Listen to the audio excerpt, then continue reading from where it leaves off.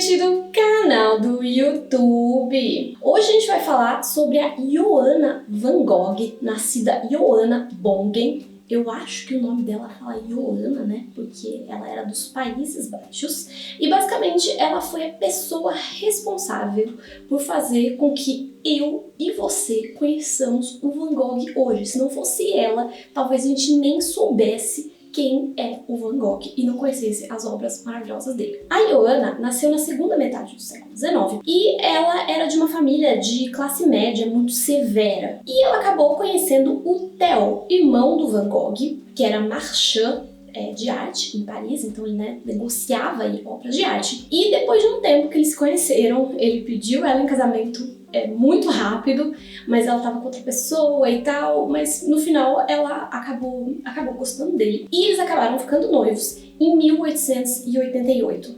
Então, mais ou menos na época que a saúde do Van Gogh, a saúde mental, já estava se deteriorando. Então foi nessa época, mais ou menos, que ele estava ali cortando a orelha, né? Porque o Van Gogh cortou a orelha.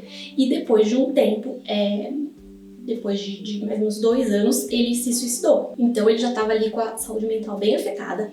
Mas foi também nessa época que ele produziu a maior parte das obras-primas dele. Ele passou algum tempo pintando muito, às vezes mais de uma pintura por dia. E fala-se muito, né, dessa relação entre a saúde mental dele, né, que estava numa situação ali difícil, e ele expressando ali tudo que ele sentia nas suas pinturas. Então o que rola é que quando a Johanna casa com o Theo, o irmão do Van Gogh, eles eram todos dos Países Baixos, né, tanto Johanna, Van Gogh e Theo, ela se mudou para Paris. E ela ficou muito fascinada pelo meio artístico de Paris, toda aquela energia, né? Paris, no século XIX, era aí o lugar para o artista estar, né? Era o local mais artístico aí do mundo, uma cena artística muito vibrante, um local, né, de muita negociação de obra de arte também e tal.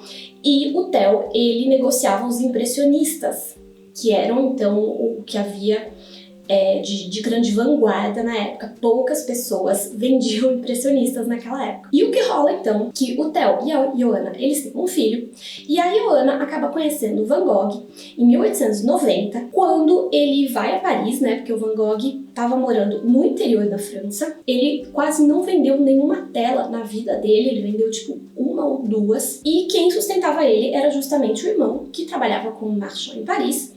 E ele ia mandando as coisas que ele produzia para o irmão tentar vender. Mas durante a vida dele houve muito pouco interesse. E ele também mandava muitas cartas explicando sobre as pinturas dele, sobre por que ele colocou essa cor, o que ele estava sentindo, etc. E isso vai ser muito importante para quando a Johanna for transformar, né, Van Gogh nisso que a gente conhece hoje, né, esse cara super famoso aí do mundo das artes. Espera aí que a gente vai chegar lá. Então o que acontece é que o Van Gogh vai visitar o sobrinho dele, que leva o nome dele, inclusive, né, Vincent, em homenagem, porque os dois irmãos eram muito próximos.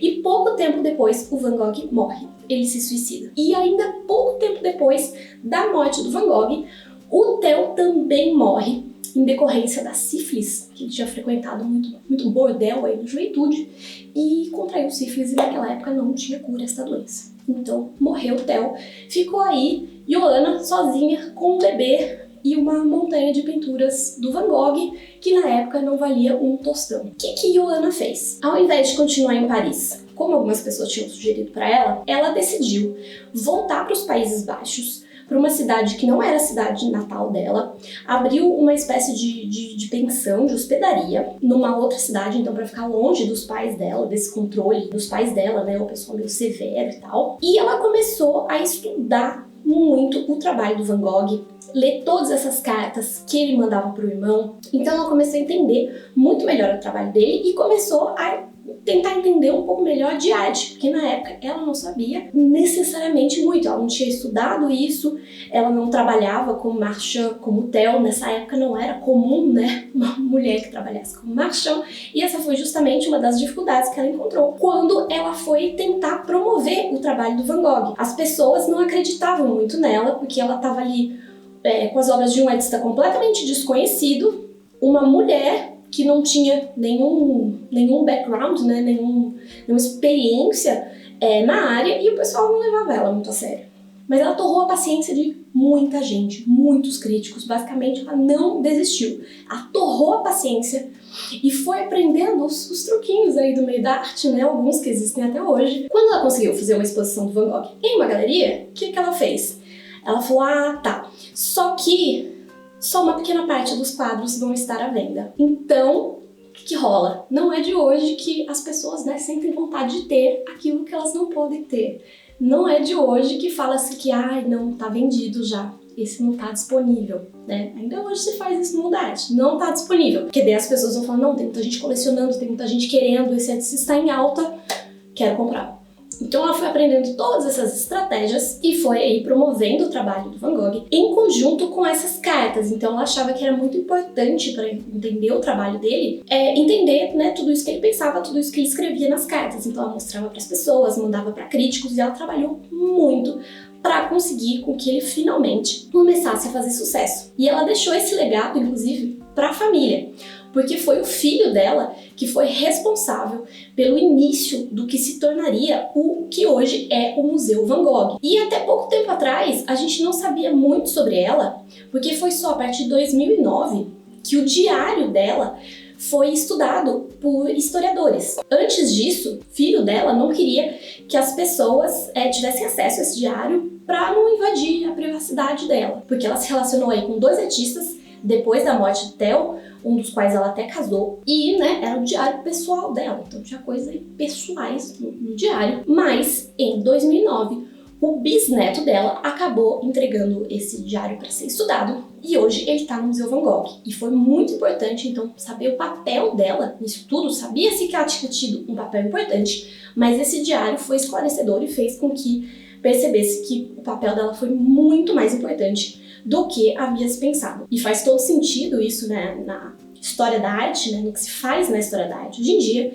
que então resgatar o papel de mulheres, que elas possam ter sido grandes artistas ou, né, ter tido papéis importantes aí na história da arte, mas ter sido esquecidas por, muitas vezes, somente puro e simples machismo, né, porque era uma época difícil aí para as mulheres. Por exemplo, o século XIX era muito mais difícil para as mulheres do que a Idade Média, apesar do que muita gente pensa. Em vários aspectos era bem mais difícil. Enfim, detalhes, a gente pode fazer um vídeo sobre isso também no futuro. Então é isso, espero que vocês tenham gostado deste vídeo.